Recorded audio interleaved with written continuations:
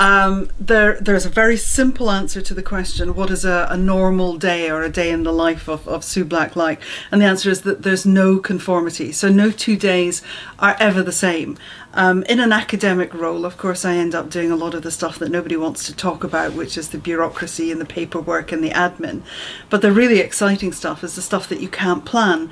So a phone call that comes into the office that says, we need you at a crime scene this afternoon, can you please be there? Or we've got a mass fatality event that's occurred somewhere around the world and we're going to need to fly you out. Or someone says, we want to come up because we've got some images, usually police forces, that we want you to look at. So when those sorts of things happen, you can't plan for anything. It's totally at random. And you've got to be able to be agile and flexible, because that great plans that you had for the things you were going to do that afternoon or next week, of course, can go completely by the wayside.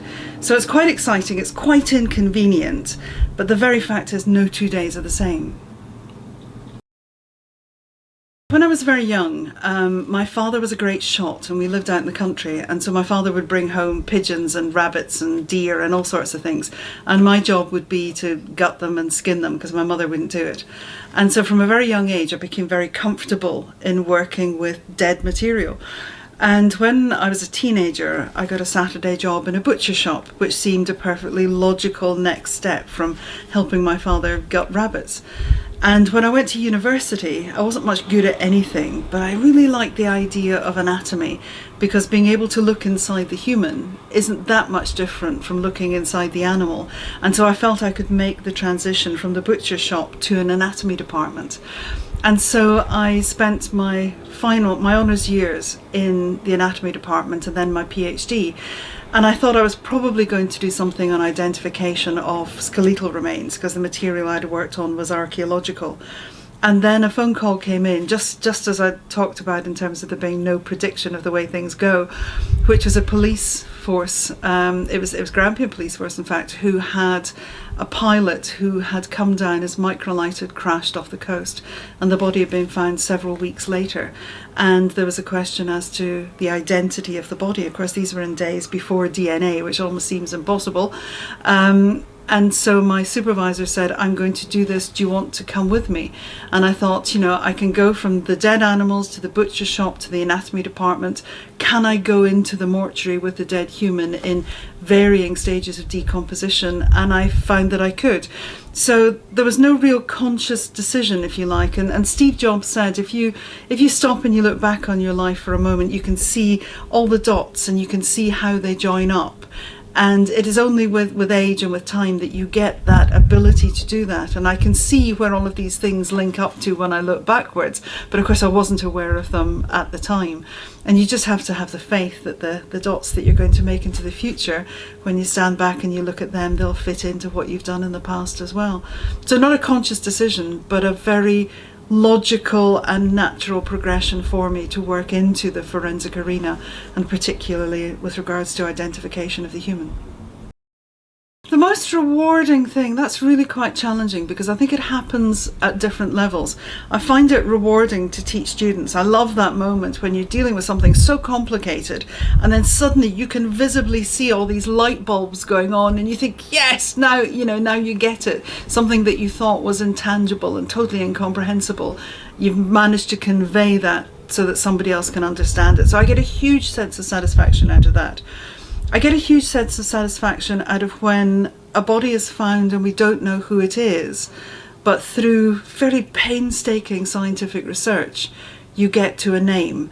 And that means that that deceased individual can be buried with that name, but it also means that their family, who have been missing this individual, gets that returned to them. And we're conscious always that it's sad news, it's really difficult for them, but there's an honesty in it, and there's a sense of satisfaction that you've been able to bring somebody home. And working in international fields, being able to bring perpetrators of these crimes to justice, that becomes very rewarding as well. So it happens on all sorts of levels. I think every case is complicated in its own way. And there are some that are more difficult than others, simply because of the nature of the death or the nature of the situation in which you're operating. But probably for me, the most challenging takes me back to Kosovo. And I'd just been writing a textbook with my colleague Louise Scheuer about identification of the child, because there wasn't any such textbook. So we decided we would write it. It took us 10 years to write it, which is a long time. But in the middle of that, I found myself in Kosovo in a case where we had a family who lived in the village but had chosen to move up into the hillside to keep the children safe, to keep them out of the village, which is where the Serb troops were coming into. And then on an odd occasion when they needed to refuel or they needed to get provisions, they would come down out of the hillside into the villages. And they were doing that one day. Dad drives the tractor and there's a trailer behind, and on the trailer is his wife, her sister, their mother and their 8 children. And a rocket-propelled grenade took out the entirety of the trailer. Dad was sniped in the leg, and he managed to crawl away into the undergrowth, knowing full well that nobody had survived on the back of that trailer. And then under cover of darkness, bearing in mind he was still injured and shot, he managed to find the remains of his family. And I do mean remains, because we only ever found the bottom half of his 12-year-old daughter. We only ever found one side of his wife. So if you imagine the foresight that he had and the sheer determination and bravery that he had to grub around in the undergrowth looking for what was left of his family, because he knew he couldn't leave them out. If he did, then the dogs would use them as a food source, so he needed to bury them to protect them. And so he dug a hole and he buried everything that he could find. And then about a year later, we come along as part of the international criminal team and say we want to exhume these remains. And I think, you know, if it had been me, I'd have told us where to go, but he had a real problem. And his fear was that because his family were all mixed together in one whole, his fear was that his God couldn't find them. His God needed each one to have a named grave to know where that person was. So he was quite happy, if you can use the word happy, for us to come along and exhume the remains and identify them, because he wanted to know that this was the body of his 12-year-old, this was the body of his 5-year-old. And so when the team excavated the hole, we only ever found enough to fill 1.5 body bags. So we knew it was going to be challenging to give him back the 11 people that he was looking for. So in that day, I spread out 12 white sheets in the mortuary in Kosovo and sent everybody else away, kept the photographer, kept the radiographer, because we needed to be able to record what we were doing. And we so slowly sifted through what we had within those body bags. And the youngest, which was a little baby of a few months, he was still intact. He was still in his romper suit. So that was really easy. And it was easy to identify the wife and her sister and their mother, because she was the only elderly adult. And indeed, we only ever found one side of his wife, as he had said he had found. And then we were left with the 7 other children.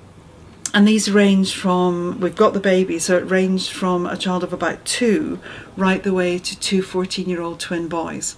And our job was to try and find a bit of everybody, because you wanted to be able to say, here is what happened at this event, this is a war crime, this is something that can be used against Milosevic or Mladic or Karadzic or whomsoever. And we were able to find a part of every child until we got to the 2 14-year-old twin boys. And how do you separate 2 boys of the same age? And so what we had was the arms, because we only ever had the top of their body. The arms of one of the young boys was inside a Mickey Mouse vest. And I said to the police officer, go and ask Dad which of his children had a Mickey Mouse vest. Don't say it's one of the twins. Which of the twins? Which of the boys? Who had a Mickey Mouse vest? And when Dad came back with the information, then he gave the name of one of the twin 14-year-old boys, because he said he was absolutely obsessed with Mickey Mouse. So we could tentatively then assign a name to that body part, and therefore by exclusion the other body part had to be his twin brother. So we were able to hand that man back 12 body bags, 11 that all had a name and a 12th that we simply just couldn't separate, because our job in the International Criminal Tribunal is to be able to say, in this body bag is the body of. And if what we've done is we've just separated it out between all 11 because nobody will know, then what will happen is that our evidence will be thrown out of court, because if they can't trust us, they can't trust our evidence, and therefore we become witnesses that are not to be allowed in the court. So you have to be very specific. And it was a really challenging day to be able to separate out these children, given the state of decomposition they were in. But the really, really difficult thing was we wrote the name of each individual on the body bag. So as we handed them back to the father, we could name "this is." And he was so grateful. And being grateful just felt wrong in that situation.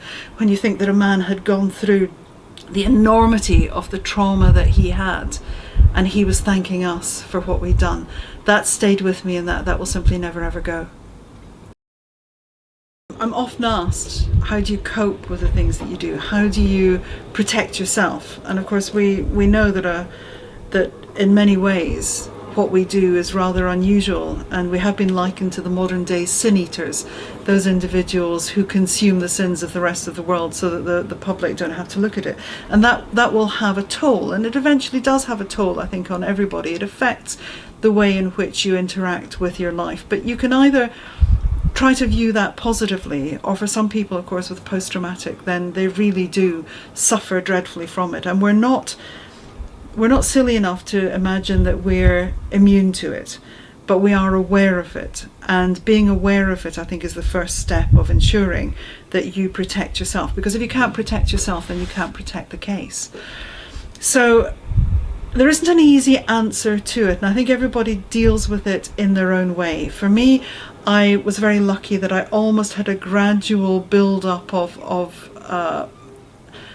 a skin, a sort of skin almost like a rhino, thick enough that I'm able to keep things out and keep things in. But when I go to work, then what I view in my own head is that I have a clinical box, and I physically open a door and enter that clinical box, and in there I'll do the cases. So if I'm working on a body that is very badly decomposed, I find a space in my head where I can't smell anything.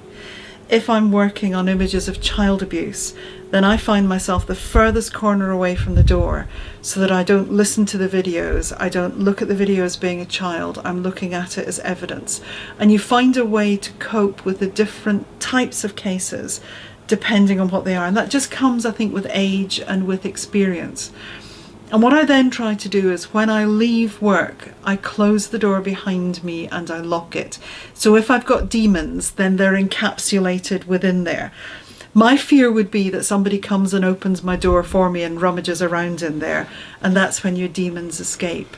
And people who suffer from post-traumatic say it's like that. It's like being able to contain this powder keg, and then suddenly there's a breach and it allows it to escape, and they just can't put it back.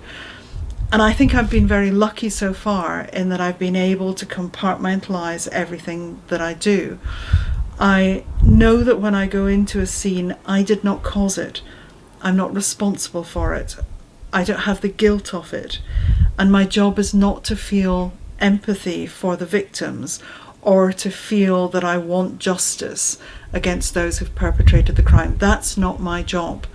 I have to do just my job, and my job is to find the evidence, to collect the evidence, to analyse the evidence, and then to present the evidence. And if I do anything more than those, then I become somebody who is no longer objective, who is no longer dispassionate, is no longer impartial, and I will have stopped doing the professional job that is being asked of me. I'm not being asked to investigate, I'm not being asked to empathise, I'm just being asked to do a specific task. And for as long as I can focus on that as being my job, then my demons stay inside my own clinical box, and I cope with it that way. I've never lost sleep. I've never found myself spooked by the dead. The living are much, much more scary than the dead are, trust me.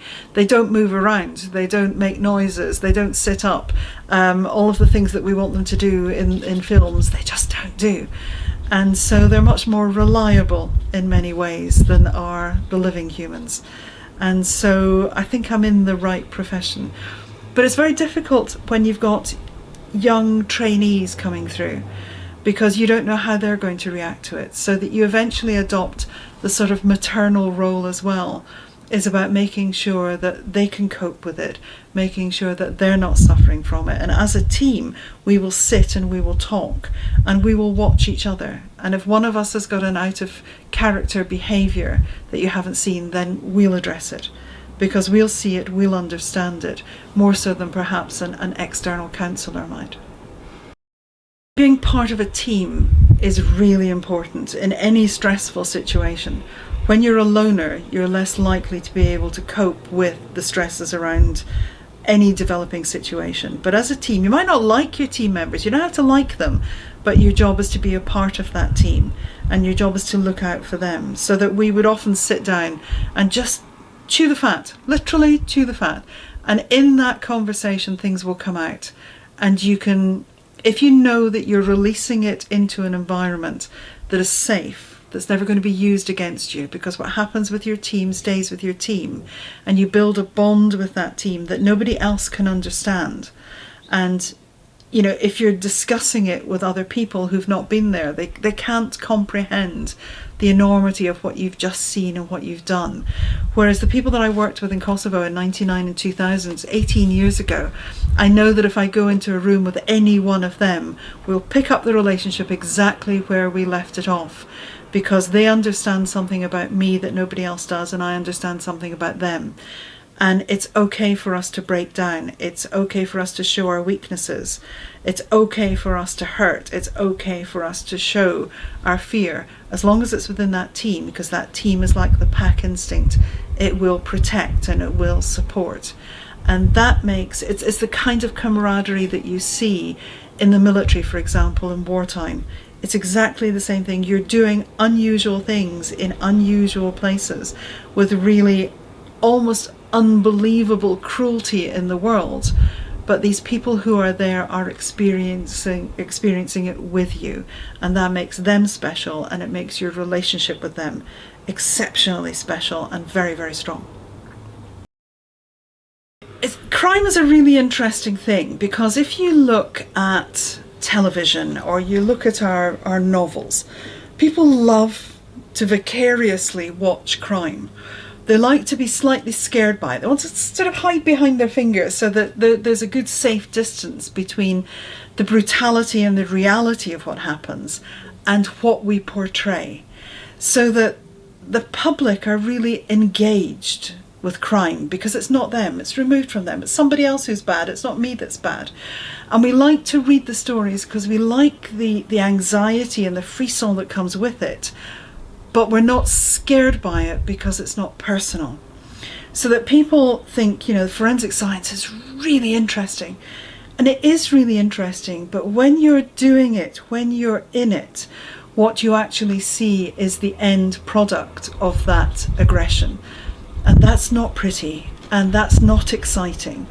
And there is a very different feel to the reality of forensic investigation than there is to what is portrayed, either in the newspapers or the television, because until you're actually faced with it, you can't interact with it in the same way. When you look at dismemberments are the kind of thing that make huge headline news, because everybody thinks, oh, isn't that awful, it's dreadful, they took that young girl, they cut her body into 6 pieces, and they did it with a tenon saw, or whatever it may be. There is an abhorrence at the situation. But when you think about it, and we know dismemberments are relatively rare, we maybe get 3, perhaps even 4 in the UK in any single year. It's really, really rare. So the chances that a police officer is actually going to investigate one of these in their professional lifetime is extremely unlikely. The chances that a pathologist is going to have to look at a dismembered remains is, again, you know, maybe 1 or 2 in their entire career. So for them, it doesn't have that same sort of fear or excitement that a public might get in reading it. For them, it's I've never done one of these before, what am I looking at? It's a different kind of anxiety and a different kind of fear, because it's an unusual situation for them. Dismemberment, as I say, just happens to be one of our areas of expertise in Dundee, and in my career I've probably looked at maybe 8 to 12. but that's really focused and extensive. So I don't see anything at all exciting in dismemberment, but I can understand why people do. I can understand why it makes good crime novels, because it's about shocking people into accepting the reality of what man can do. And I use that in the generic term, but what man can do to man. And certainly when we were in Kosovo, and our first crime scene was an outhouse where we had 44 men who'd been murdered in there, then, you know, a lot of people would say, how did this happen? How could we allow in the world this to happen in an area of the world that is right on our doorstep? We're not talking about utterly deprived and depraved parts of the world. We're talking about an area of the world that people used to go to on holiday. How can that happen? And I think in human nature, there is a really unseemly dark core to humanity that's just below the surface. And I think it's in all of us, and we want to deny it. We absolutely want to deny that we could never kill somebody, we could never dismember somebody, we could never be cruel. But reality shows that put into the situation, you can turn people's nature actually very, very quickly. And I think people recognise that and are scared of it and want to suppress it and want to be able to say, no, that's in somebody else, it's not in me, so I can afford to look at it vicariously.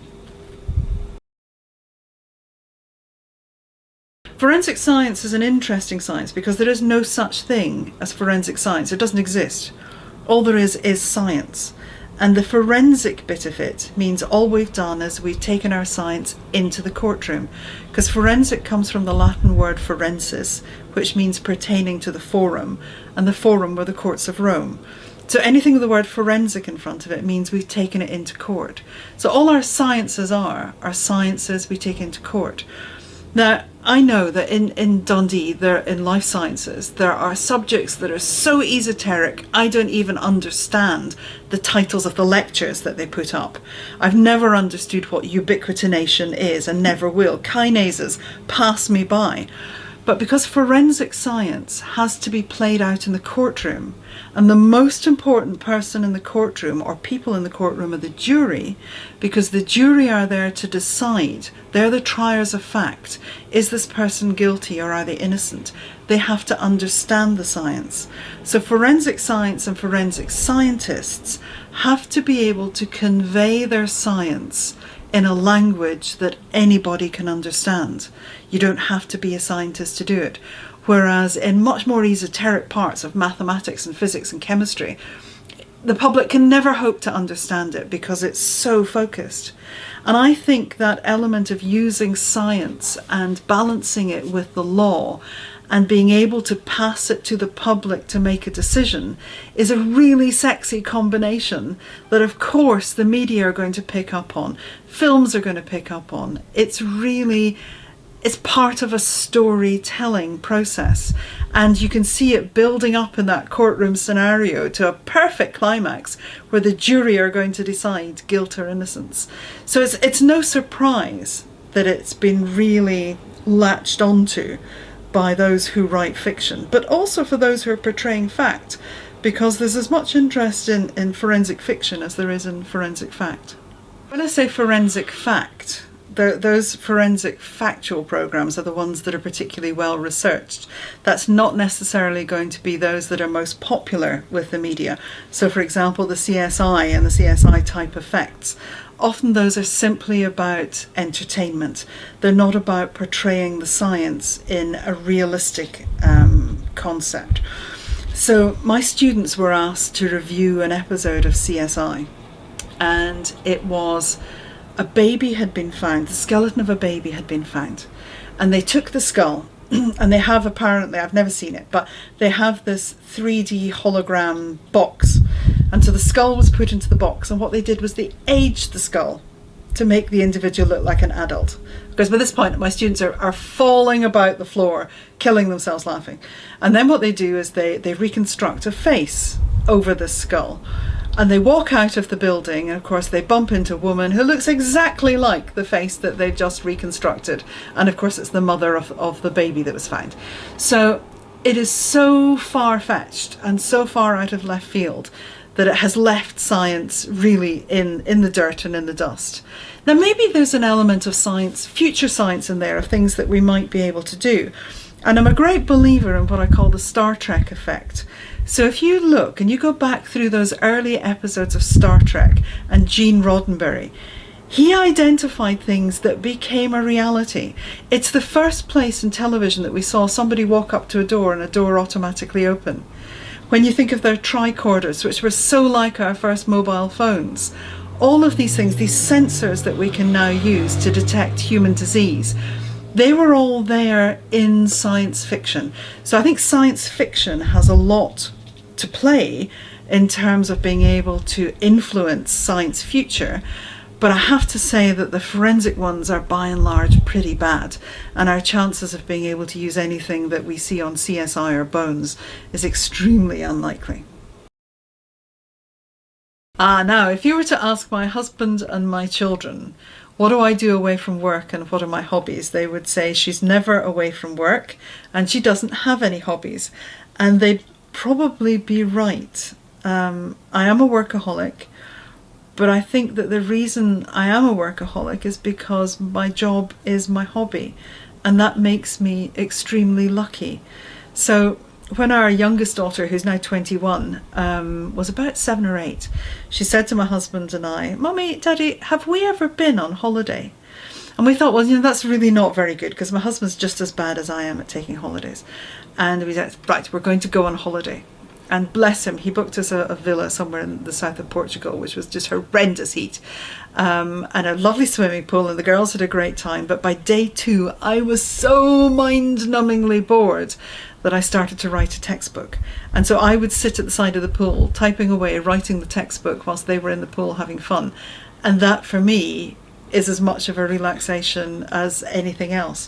So there isn't really a hobby as such, because when I have time, I sit and I write about the kind of things that I do.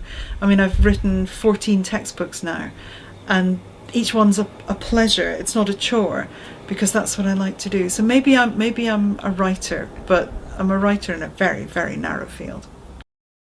The one that I've just finished reading, which I adored from its beginning to its end, is a book by Richard Holloway.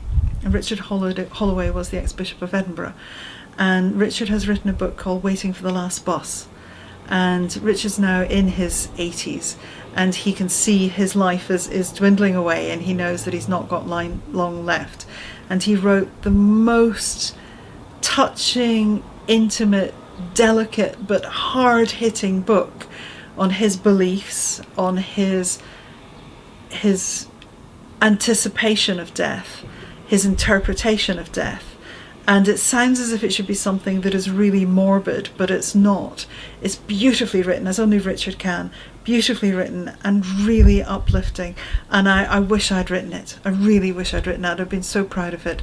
But it's just, he has the most amazing heart and the most amazing mind, and both of those are just across every single page of what he's written.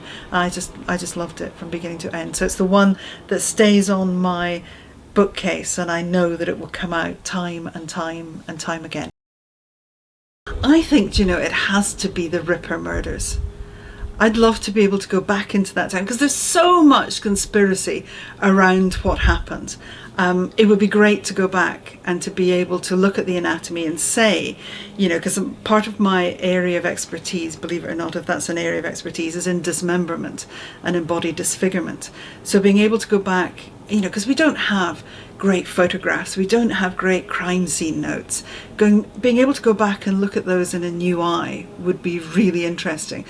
And very recently we reenacted the trial of a chap called William Berry in Dundee. And there is the conspiracy that, of course, William Berry was Jack the Ripper, because he was in Whitechapel when the Ripper murders were occurring, and he left Whitechapel and moved to Dundee. And of course, when he moved, the murders stopped. Now, I'm sure thousands of people left London at that time, and all of them can't have been the Ripper. But when he came to Dundee, very shortly after being in Dundee, within 2 weeks, he'd murdered and dismembered and eviscerated his wife. And so it does lend some credibility to him being Jack the Ripper. I don't believe he was. But we reenacted his trial because he was the last man to be hanged in Dundee, and part of his remains were in my department, so they'd retained his neck that showed the hangman's fracture. And so we used the Mooting Society from Aberdeen University and the Mooting Society from Dundee University, which are trainee lawyers, and they presented the case, both of them being mentored by Scotland's top legal minds, which was a great opportunity for them. And believe it or not, the Aberdeen University Mooting Society won, and he was found not guilty. So we had a lovely moment where Lord Hugh Matthews, who was our judge, when our William Berry was asked to stand up in court, because we'd reenacted it in the court, he'd said to him, "We've got good news and bad," he said. "The good news is they didn't find you guilty. The bad news is I think you're guilty of sin and you're still going to die." So we had a lovely moment where we had that ability to actually look at the historical record, analyse the historical record, and allow the public of today to make a decision which was different to the one that they made 130 years ago. So I'd quite like to go back and see whether the Jack the Ripper murders in Whitechapel did have any semblance to what happened in Dundee, as to whether our William Berry really was Jack the Ripper.